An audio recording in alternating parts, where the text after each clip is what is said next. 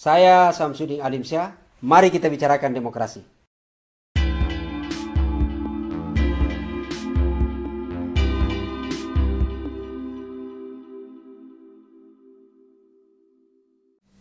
Halo teman-teman sekalian, Assalamualaikum warahmatullahi wabarakatuh. Teman-teman sekalian, terima kasih kita berjumpa lagi di channel Ustadz Demokrasi. Edisi kali ini akan membahas berkaitan perjalanan panjang pemilu di tanah air. Yakni masuk pada bagian ketiga seperti yang kami janjikan kemarin, yaitu adalah fase di mana pemilu dilaksanakan di era pemerintahan Soeharto. Sekedar mereview teman-teman sekalian bahwa Soeharto melanjutkan pemerintahan Soekarno. Ada banyak yang menyebut ini kudeta dan macam-macam, tapi kita tidak akan bahas berkaitan soal mekanisme pergantian kepemimpinan dari Soekarno ke Soeharto pada sekarang ini. Itu kita akan bahas pada edisi dan tema yang lain. Sekarang ini adalah kita akan fokus pada pembahasan etape perjalanan pemilu di tanah air. Pada edisi sebelumnya kita sudah membahas yaitu adalah pemilu pertama yaitu tahun 1955 di era Soekarno. Dan sekarang ini kita masuk pada pemilu di era Soeharto yaitu adalah pada masa pemerintahan Soeharto sejak tahun 1967 sampai kemudian 1997. Teman-teman sekalian, seperti kita ketahui semua bahwa Soeharto menjabat sebagai Presiden Republik Indonesia sebagai pejabat pada saat itu adalah ditetapkan yaitu adalah dalam sidang umum MPR sementara pada tanggal 27 Maret 1968. Bahkan sebelumnya menjadi pejabat yaitu adalah pada tanggal 12 Maret 1967. Teman-teman sekalian, pada era Soeharto yaitu adalah sudah dilakukan, sempat dilakukan pemilu sebanyak 6 kali gitu ya. Dan pemilu pertama adalah dilaksanakan yaitu pada tahun 1971 dengan peserta pada saat itu adalah multipartai, hampir sama pada tahun 1955, hanya kemudian jumlahnya berbeda, yaitu adalah pada fase tahun 1971 jumlah peserta pemilu sudah berkurang menjadi hanya 10. Dari 10 itu adalah 9 partai politik, 1 ormas. Berbeda ketika 1955 justru partai politik adalah 36, lalu kemudian ormas 48 dan bahkan ada perseorangan. Teman-teman sekalian, peserta pemilu pada tahun 1971 kalau kita coba list yaitu adalah misalnya ada di sana Partai Katolik, lalu kemudian ada Partai Nahdlatul Ulama, lalu kemudian ada Partai Syarikat Islam Indonesia, ada Partai Kristen Indonesia, ada Partai Murba, ada Partai Nasional Indonesia gitu ya, Nasionalis Indonesia, lalu kemudian ada Partai Umat Muslimin PUMI, lalu kemudian ada ormas yaitu adalah Golkar. Teman-teman sekalian, pada pemilu tahun 1971 sudah tidak ada PKI. Kenapa kemudian ini tidak ada? Karena sebelum Soeharto menjadi presiden, ketika diberikan kepercayaan gitu ya oleh Soeharto sebagai pada saat itu lahirlah Super Semar, lalu kemudian Soeharto mengeluarkan satu keputusan atas nama Presiden pada saat itu atas nama Soekarno gitu ya, untuk kemudian menerbitkan surat keputusan Presiden tanggal 1 Maret gitu ya 1966.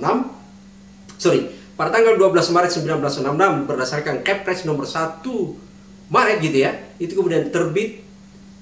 Ada 2 pokok penting yaitu adalah menyatakan bahwa PKI dinyatakan dibubarkan, sekaligus menetapkan bahwa PKI atau Partai Komunis Indonesia adalah partai terlarang, sudah tidak bisa ikut pemilu PKI karena dinyatakan sebagai partai terlarang. Argumentasinya adalah selain karena berdasarkan persidangan di Mahkamah Militer, juga karena memang dinyatakan bahwa PKI berbeda dengan haluan dasar-dasar negara, yaitu adalah bertentangan dengan ideologi mereka, yaitu adalah dasar negara kita, yaitu adalah Pancasila gitu ya. Teman-teman sekalian, kita masuk kembali kepada persoalan di pemilu tahun 1971, di mana pada saat itu adalah sekali lagi ada 10 peserta pemilu. Yang menarik adalah hasilnya gitu ya, karena kemudian ternyata 9 partai yang menjadi peserta pemilu adalah partai lama, tapi kemudian ada 1 pendatang baru, tapi kemudian justru keluar sebagai pemenang mutlak, yaitu adalah Golkar. Saat itu tidak mau disebut partai gitu ya, ini adalah sekretaris bersama yaitu Golkar, ormas, yang pada saat itu adalah berhasil meraih suara sampai 62,8% atau setara dengan 236 kursi di parlemen atau di DPR gitu ya. Itu mengalahkan NU yang hanya mendapatkan 18,6% atau 58 kursi. Bahkan yang menarik adalah PNI, partai yang hasil bentukan dari Presiden Soekarno justru ya anjlok suaranya gitu ya. Kalau dulu waktu zaman Soekarno bahkan menjadi pemenang suara gitu ya, peraih suara pertama, tapi kemudian anjlok hanya mendapatkan angka sampai 6,9% atau setara dengan 20 kursi. Itu artinya bahwa pada saat pemilu 1971, Golkar yang pada saat itu bukan partai keluar sebagai pemenang. Dan itu adalah titik awal kunci kemenangan Partai Golkar.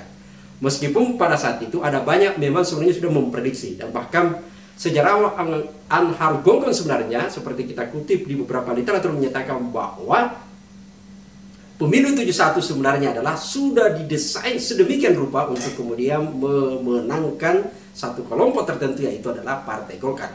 Di mana pada saat itu Soeharto sudah mengkonsolidasi seluruh alat-alat negara untuk kemudian secara masif untuk bergerak bagaimana backup Golkar untuk bisa meraih suara yang maksimal, baik itu dari TNI, birokrasi, sampai kemudian bahkan alat-alat organisasi seperti perhimpunan guru, Korpida, macam-macam gitu ya. Pada saat itu seolah-olah tanda petik diwajibkan semua menjadi organ-organ Golkar yang harus menggerakkan sampai bagaimana masyarakat memilih Golkar pada saat itu. Nah, teman-teman sekalian, itu adalah hasil pemilu di 1971 yang semua memang sudah diprediksi bahwa seperti itulah hasilnya gitu ya. Ingat bahwa pemilu sebenarnya adalah instrumen negara untuk memberikan hak kedaulatan kepada rakyat untuk menentukan pemimpinnya.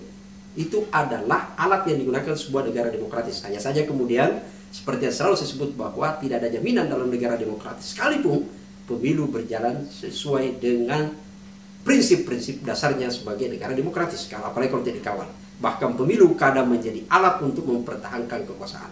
Teman-teman sekalian, setidaknya kita bisa melihat dalam beberapa dokumen referensi sejarah. Ingat bagaimana kemudian pada saat kalau kita tahu semua, kita ingat semua bahwa pernah ada terbit yang namanya 5 paket undang-undang gitu ya. Salah satu dalamnya adalah, dari 5 paket itu adalah undang-undang politik, termasuk dalamnya pemilu. Yang kita tahu adalah asas tunggal.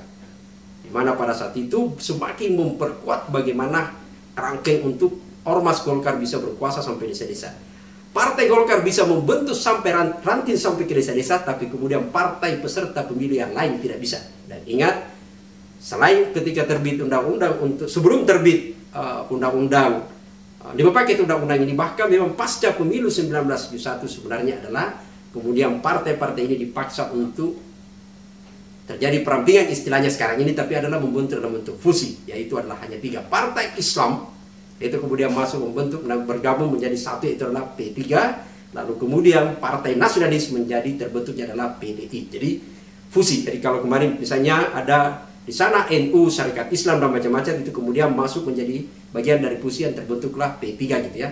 Sehingga pasca pemilu 1971, pemilu berikutnya adalah sisa 3 partai politik yang bertarung, yaitu adalah P3,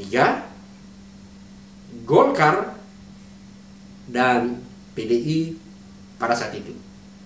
Teman-teman sekalian, hanya 2 partai politik, dan lagi-lagi Golkar masih bertahan bukan partai politik, yaitu tetap berada pada posisi sebagai sekretariat bersama. Teman-teman sekalian, ini sebenarnya menabrak dari sisi teori, karena bagaimanapun juga kita sebut bahwa peserta pemilu itu adalah partai politik. Tapi walau alam, kita lihat pada posisinya, implikasinya dan lain-lain, bahwa sekali lagi pemilu kadang digunakan untuk bagaimana mendesain mempertahankan kekuasaan, sehingga apa yang terjadi, bagaimana kemudian alat-alat yang selama ini dijadikan sebagai alat kekuasaan untuk harus meraih suara yang maksimal. Dan caranya adalah termasuk bagaimana mendesain sistem pemilu, bagaimana mendesain sistem kepartaian. Dan di saat undang-undang yang paket undang tadi, hanya Golkar yang bisa sampai ke desa. Termasuk di pemilu pun sekalian didesain betul untuk kemudian bisa meraih suara. Dan akhirnya apa yang terjadi?